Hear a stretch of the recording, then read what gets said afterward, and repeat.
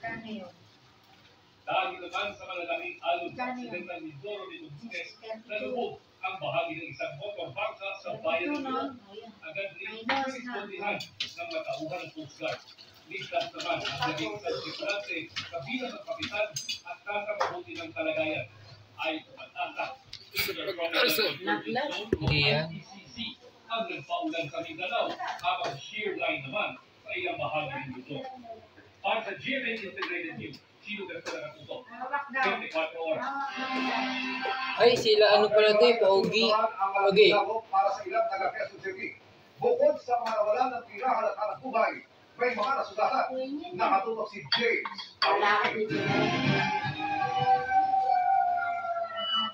Sunod-sunod ang pag-responde ng mga fire truck sa bahagi ito ng Barangay ng Sora, Quezon City. Ang dami nasusunod kasi. Ang nagkakalit na po. Mabilis na umanat sa magkakadilit na bahay. Itinasa Bureau of Fire Protection ng unang alarma. 18 fire truck nilang responsible para sa mga fire volunteer group. Ang ibang bumbero kinilangan pumesa sa bubong para malakas ang mga pagbuka ng tubig. Lumigas naman sa katapat at Shopee ng mga residente na apektuhan.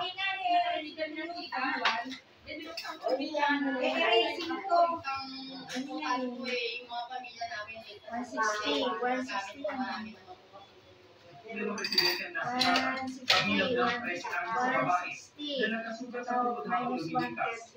Isang lalaki naman ang nakagat ng aso sa binti. Sa pagkaya ng mga taga-barangay, halos 18 bahay ang nasunod. 24 pamilyang naapektuhan. Mapapadala mo na tayo ng mga modular no? If ever na hindi magkaso dito, pwede naman sa barangay magbibigay tayo ng Ang BFP kulang na yan, 21 na. maging halaga ng pinsala. 21 ka kulang mo. Isang Kasi two-story residential, informal settler. Ang original flight po natin ay ground floor sa bedroom ng nasabing bahay. Sumiklab din ang sa isang commercial establishment sa EDSA Corner Aurora Boulevard. Sa Cubao, Quezon City, pasado na sa isang umaga. Itinasa BFP ang unang alarma. Kailangang gumamit ng breathing apparatus ng mga bumbero. Nakalabas naman ang Kasi ganun din. may operasyon. Magbubukas pa lang daw sila ng Magulo pa nangyari yan. insidente. Pagpasa ko sana, ubos na yun eh. Thompson sa akin, ano lang, pumutok lang yung ano. May pumutok. Kaya boss, para sa aming pamilya na din doon. Kaya po kami, susugaw. Sa isang taong may higit na nangyari. Nangyari niya yung pa-receiver pa. Ang mga residente na nakatira Ikaw yan eh. Hindi, wala pa yan. ng usok na gumalit sa lugar. Sobrang na usok, sumasakit sa ilong. Isang nasugatan ng dalawang nahirapang huminga, kabilang ng isang fire volunteer. Idinitara ang fire under control matapos sa mahigit isang kalahating oras. Para sa GMA Integrated News, James Agustin nakatutok, 24 oras. Samantala mga kapuso, may nangyayari ng magsunog ngayon sa isang residential area sa Tondo sa Yan, yan. Sa Yan na. mga bahagi po yan ng Antipolo Street na sakot ng barangay 218. Itinas na ng Bureau of Fire Protection sa ikatlong alaman ang sunog na nagsimula pasado na 5 ng hapon. Patuloy na inaabula ang sunog. Itinuturing ng Department of Justice na seryoso si Vice President Sara Duterte sa sinasabing banta niyang laban sa Pangulo, First Lady at House Speaker. Kasunod niya ng pagsabi ng video na hindi niya pinagsisisihan ang mga binitibong salita. Nanindigan naman ang Justice Department na magiging patas at matuloy ng investigasyon kay Duterte na katulog si Salima Refran. Nangingilayan ang Department of Justice dahil pinili si Vice President Sara Duterte na huwag magbigay ng panig sa sinasagawang investigasyon ng NBI. Para kay Justice Undersecretary Jessie Andres, sinayang ng DC ang pagkakataon ito. It is unfortunate, I should say, that the Vice President did not avail of that opportunity to present her side because due process is being afforded her. I do not understand why she does not want to be part of the process which could possibly exculpate her or get her out of criminal liability. Hindi sumipot si Bibi Sara kahit pinasabihan ng NBI sa paniwalang hindi naman siya nakakuha ng patas na investisyon. Iniimbestigahan si Vice President Duterte para sa grave threat at posibleng paglabag sa anti-terror law. Ang sabi pa ng bise kahapon, hindi raw siya nagsasisi. Wala na. Nakain ko na. Wala. Wawa agi. Bukas bibili. Bukas ka na, bukas ka bibili. Banana.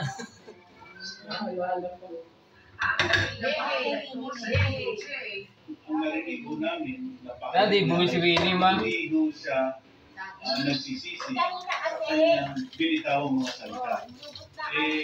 Sa amin po, hindi namin doon, siro, sabi sa mga piniwan niya. Sabi na po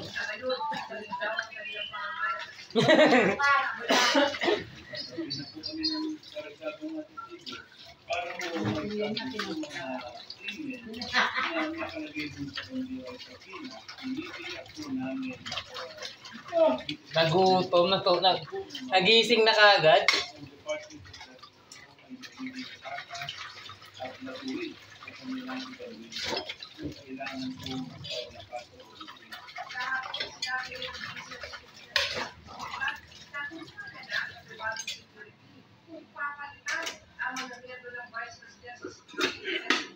O BPSG. Sabi ng AFP, Lahat sa bala sa mga pulis no?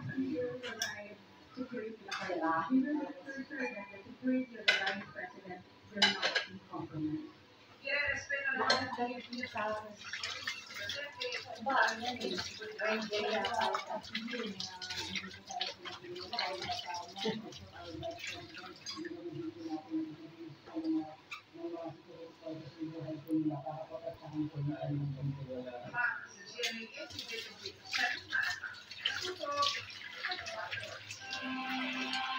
Pinatututukan ni Pangulong Bongbong Marcos sa pulisya at sa natawang lahat ang seguridad sa loob at labas ng bansa.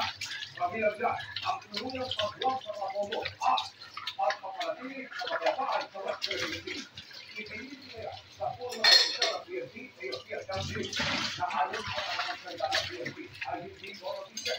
Nakatutok si June Relasyon. Sa gitna ng sa politika, kung saan nasa mapaliwapani ng dalawang pinakamataas na opisyal ng bansa na kamara ni Pangulong Bongbong Marcos ang mga constituted opisyal sa gobyerno sa Joint National Peace and Order Council meeting sa Kamarahan. Pagkakataon sa PNP at ng wala sa lamang decision, saan mawawala sa pagkakas ng politika ng politika ng politika, pero nagbiging dalawa ko na kaugnay ng external situation ng bansa. Sabi mga kapatid na presidente sa Ukraine o Pagkakapilitan sa yung mga presidential activity. Dahil wala ng gobyerno, nabunin ng mga agricultural dito, nakakalitin sa West Philippines, magkakot para sa bitabo na kailangan. Patuloy mo na nakakasodya ang Philippines sa pinagagawang pahagi ng dapat. Under the requirement of the activity, it's a constant that we truly need here 24/7. We are patrolling our waters at treating our sovereignty. Kahit naman si Judy, pinapatutukan ng Pangulo ang paglaban sa abuse and exploitation. Sabi time, seguridad para sa susunod ang pagpunin ng pagbuhat sa lahat ng pagbuhat. Para bigyan ng individual yung Relasyon na katutok, 24 oras. Abiso naman po, tataas ang buwan ng bill sa tubig ng mga customer ng Maynila at Manila Water. Simula Enero. At siguro ng MWSS, kapalit sa anilay niya ay mas magandang serviso at wala rin anilang magiging sa tubig sa 2025. At ito si Bernadette Ray.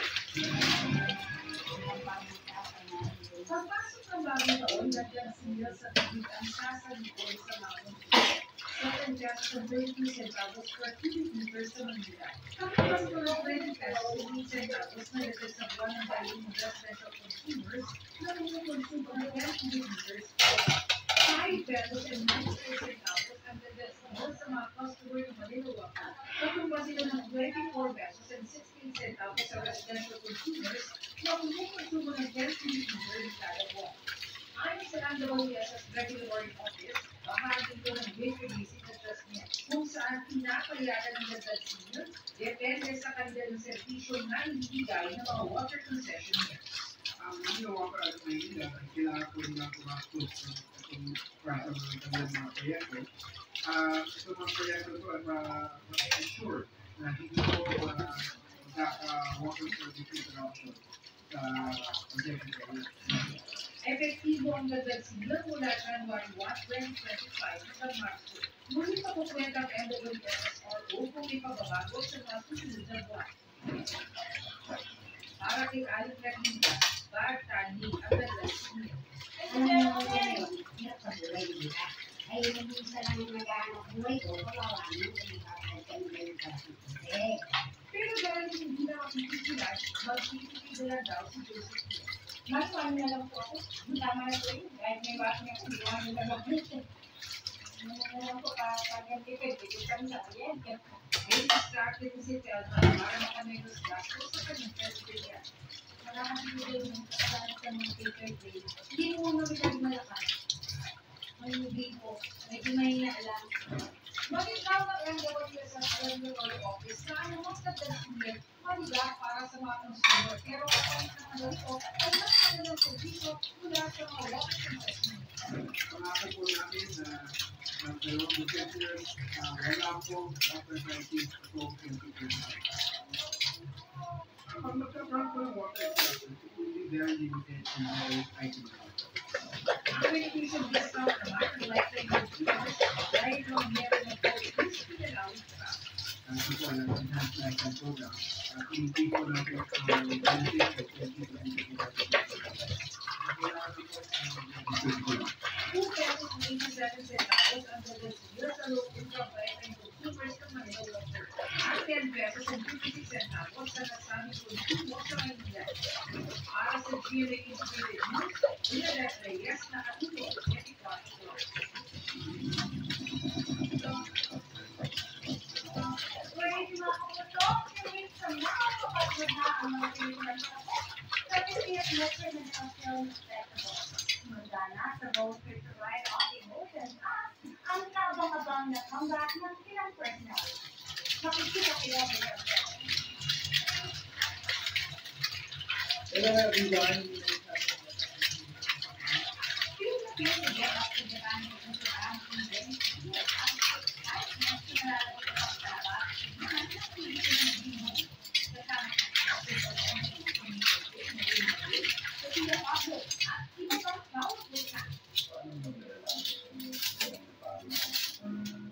ngayon pa nga na may mahigit 6 million views na ang trailer ng pelikula.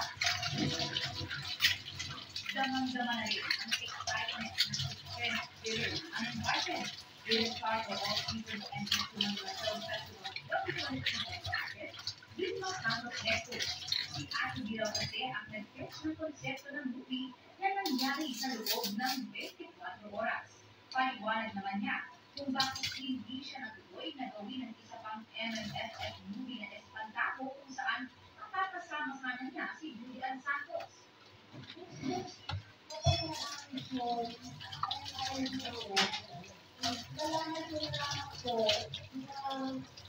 Tandaan na to. The first time, unfortunately, parang hindi nakasok. Hindi nakasok sa first time. So, this was also a very good week.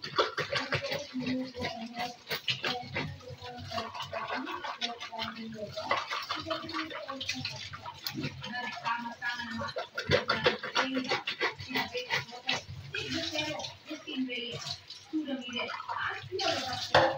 Very proud na si Lolo sa kanyang road na sobrang makabulungan.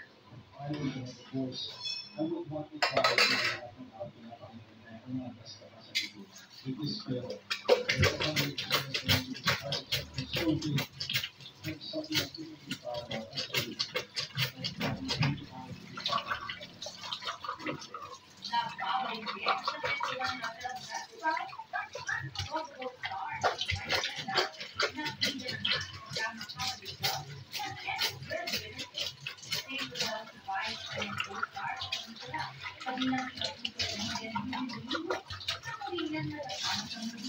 Nagbigay din ng mensahe si Meme Vice at Eugene sa kanilang co-star sa pelikula na sina Marisa Tac at Anthony Secretary Jennings na kamakailan ay nasagot sa kontrobersya tungkol sa kanilang naisa publikong relasyon.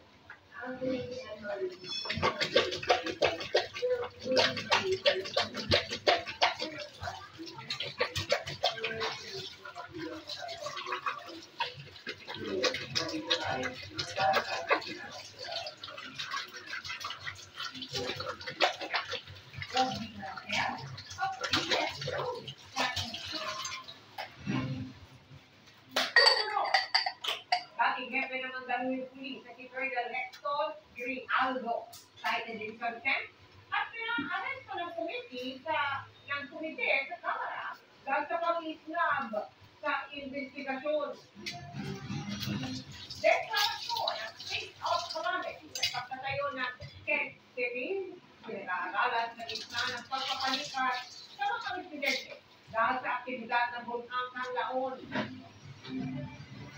At ang pagpalakay sa dalawang warehouse sa Bulacan, nagpugad ng pineke umano hygiene product. Tutukan natin yan sa pagpapatuloy ng 24 oras.